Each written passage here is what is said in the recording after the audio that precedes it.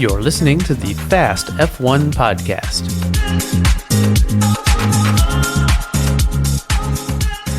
Hello and welcome to the Fast F1 Podcast with me, Danny Kane. And I'm Eddie Meteye-O'Kane.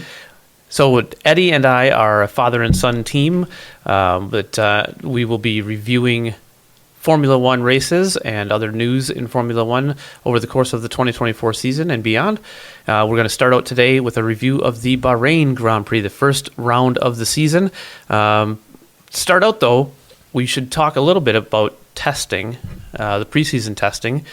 Eddie, what were your thoughts on preseason testing? One of the main things I saw during testing is that there was a lot of problem with the drain cover between both Sergio Perez and Charles Leclerc, damaging both of their under-car areas. Yeah, and I don't know if you know this, Eddie, but actually Carlos Sainz was actually down, standing next to the track in that corner where the drain cover was,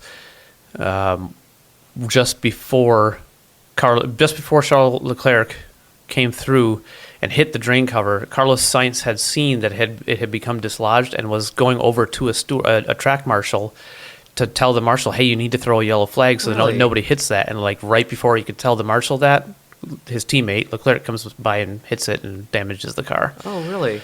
Yeah. So that was unfortunate.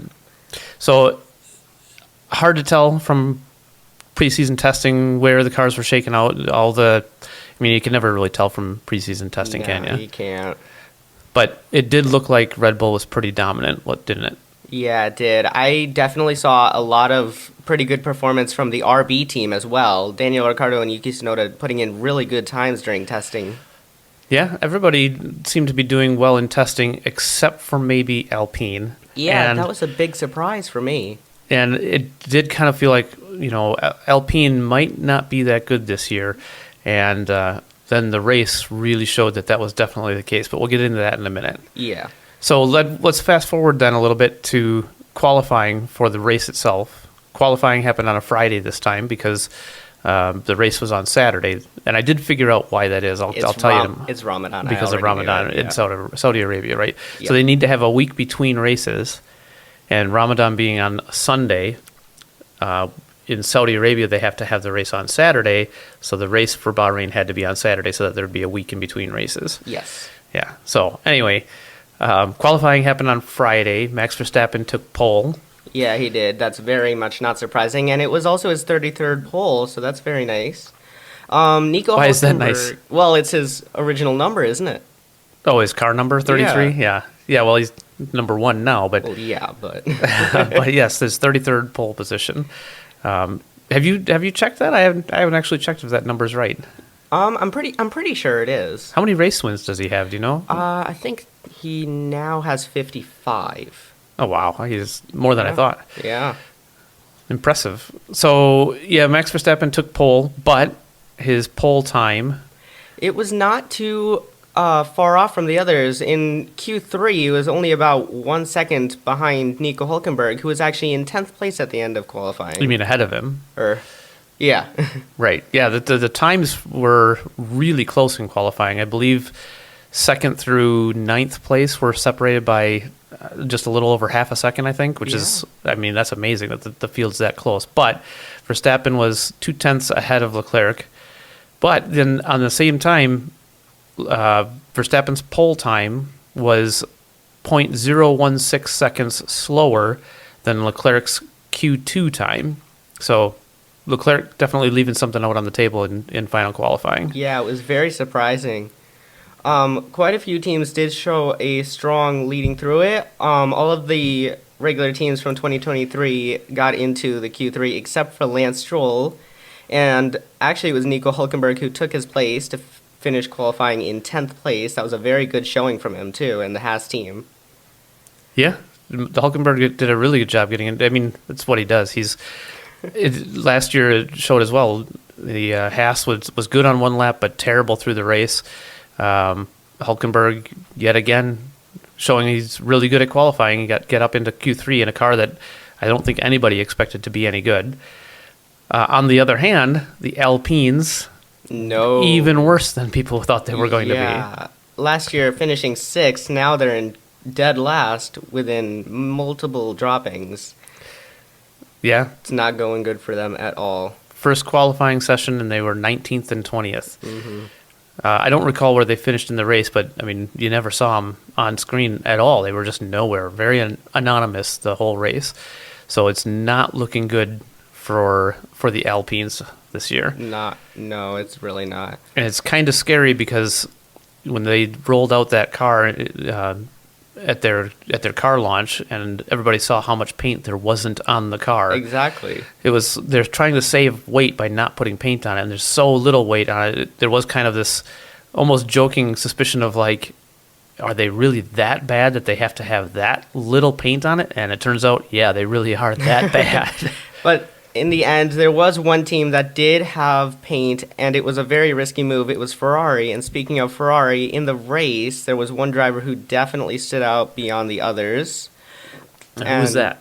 It was Carlos Sainz. He had a great race, finishing third. His overtakes were incredible. Yeah. My personal favorite was on Leclerc. I think that's the new best since last year's Alonso move on Hamilton. Yeah, the pass that Alonso did last year was really impressive. Was it surprised amazing. everyone, and Sainz's pass on Leclerc surprised everyone too. It was very last minute. He really took a lunge at him, but fair play to both drivers. They kept it respectful, kept out of each other. They didn't hit each other. And, yeah, it was a brilliant move. Yeah, it really was. And then once again, obviously in the race, this is not a surprise to really anyone at the moment. Verstappen once again dominated and took another win. Yeah, as much as I hate to say it, I did kind of see this coming. As much as we were all kind of hoping, well, maybe after the first couple of practice sessions, maybe the Red Bulls aren't quite as dominant as we might think that they were. And then Verstappen just walked away with it as usual, and Perez made it from 4th or 5th on the grid, wherever he started, finished 2nd. So, yeah, Red Bull's looking very strong. Yeah, before the end of the first qualifying of the year, we didn't really know where Red Bull was going to place. Obviously, they're going to place in the top 3 by the end of this. Obviously, Ferrari's looking really good, too, as well. Yeah? Yeah, a lot of the drivers are really close to each other at the moment, but as far as bottom 4 and 5 go, it's not really doing too well. Only 5 of the teams actually have points so far this season.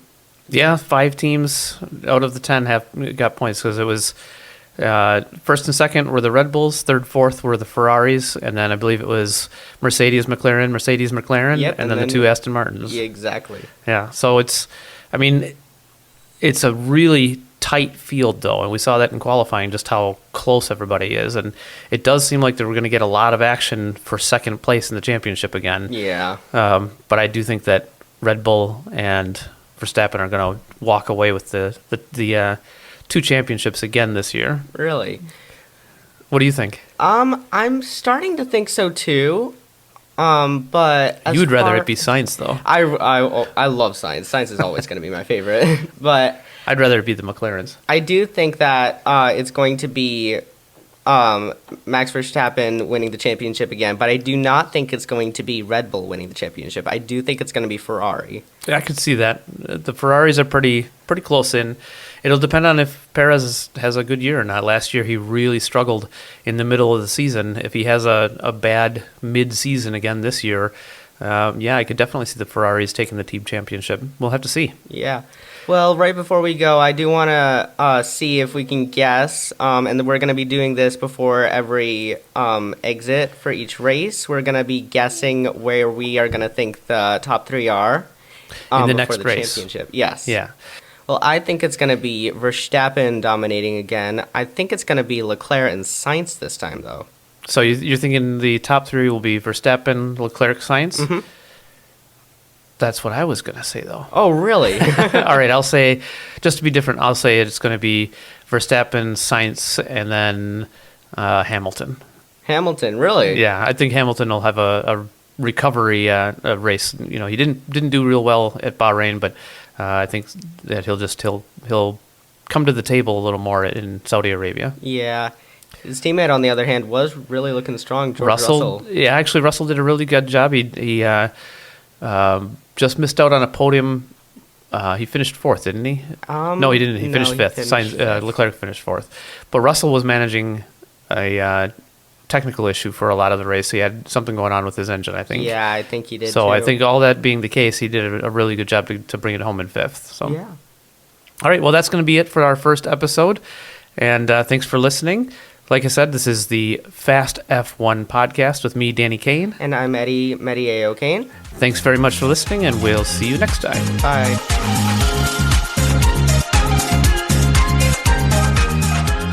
Fast F1 is produced by Danny Kane and Eddie Meteye-O'Kane.